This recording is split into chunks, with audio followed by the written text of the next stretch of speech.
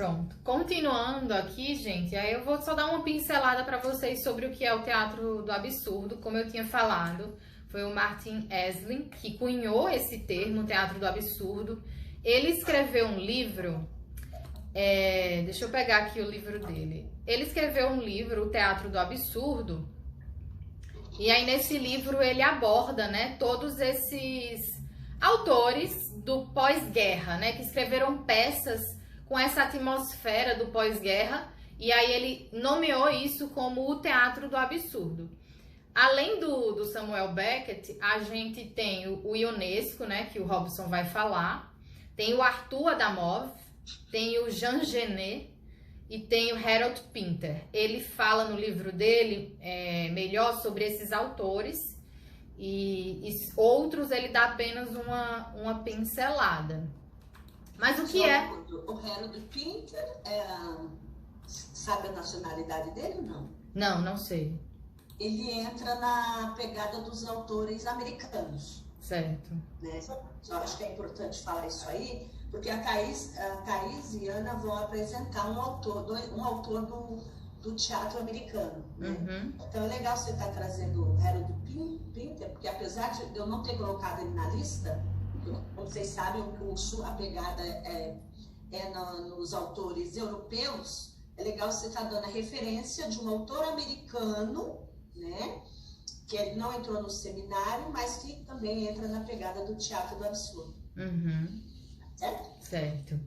Então, o teatro do absurdo, ele tem uma característica de ser minimalista, né? Quando você lê as peças, a gente consegue perceber isso nitidamente. São poucas personagens. O cenário e a decoração, ela é bem crua, bem nua, assim, muito simples, né? Ele tende a ser um teatro, uma encenação mais estática, com pouca ação, com pouca movimentação. E aí eu trouxe aqui para vocês algumas características, né, do teatro do absurdo. Ele faz uma oposição ao realismo, né? Ele pega ali a influência do surrealismo. A gente estudou com a Marla outros movimentos artísticos, né? E ela fez tudo assim de uma forma mais cronológica para a gente entender como é que as coisas foram evoluindo. E aí a gente viu lá ela falando sobre o realismo, viu falando sobre o simbolismo, aí logo depois surrealismo. Então, para você ver como as coisas foram mudando, né? O realismo, ele é mais literal, ele não usa metáforas, né? Ele apresenta a realidade como ela é. O simbolismo, ele já usa dessas características, né? Das metáforas, elementos simbólicos para remeter a alguma ideia, que foi as peças que a Layara trouxe pra gente. Aí o surrealismo, ele já viaja bem mais, né? Na coisa, assim, ele não tem realmente uma pretensão de fazer um sentido. E o teatro do absurdo, ele vem ali na pegada do surrealismo, né, em oposição ao realismo. O teatro do absurdo, ele também tem uma presença forte de sentimentos humanos, principalmente a solidão e a angústia. Na obra Dias Felizes que eu li, né, a peça, você vê essa questão da solidão. Ela é muito forte e eu vou explicar para vocês. E a questão da angústia também é muito forte. Esperando o Godot, eu senti angústia lendo, minha gente. Você sente angústia. Enquanto eles estão esperando, você começa a esperar também e fica angustiado. Você entra ali naquele clima e é ruim, sabe? É desconfortável. Porque apesar de ser uma tragicomédia, né, que é uma das características também, de fato, é aquela coisa, você tem uma cena que é engraçada, é pra ser engraçada, mas a aura de toda a peça, ela não permite que você ria de verdade, porque você sente que tem um clima de angústia ali, que não é tão confortável, é desconfortável. Tem uma cena bem interessante, que em Esperando Godot, né, tá certo? Godot, Esperando Godot.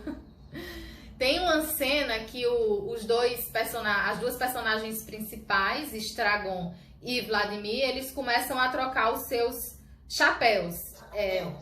Eles começam a trocar assim freneticamente o chapéu, que é, lendo o livro Teatro do Absurdo, o Martin Esslin, ele fala que está inspirado no vaudeville francês, né? Naquele tipo de entretenimento que a professora também trouxe pra gente. Então essa cena é inspirada no vaudeville. E é pra ser uma cena engraçada.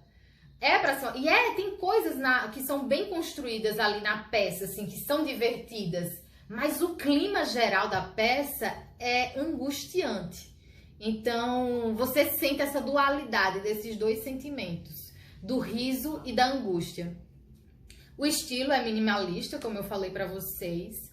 O nonsense verbal, né? Os diálogos deles não parecem fazer muito sentido. E essa coisa do minimalismo em Esperando Godot, vocês vão ver que o cenário é só uma árvore, por exemplo. É uma árvore e as personagens vão aparecendo. No nonsense verbal, há um repúdio da linguagem como instrumento de expressão das mais profundas camadas de significação. Então, não se pretende, de fato, dar um significado, dar um sentido, ser literal e explicar pra gente. Porque eu percebo na obra que não existe esse objetivo de nos explicar o que é a obra, ao que ela se pretende. A obra nos traz muito mais interrogações do que respostas.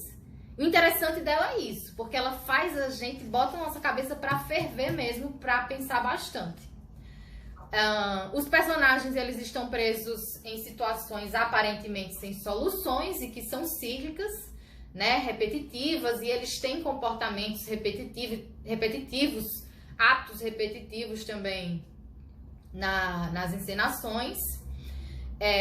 E é basicamente isso. Aí eu trouxe uma mensagem, uma frase aqui do Martin para vocês, que ele fala: o teatro do absurdo tem por objetivo tornar sua plateia consciente.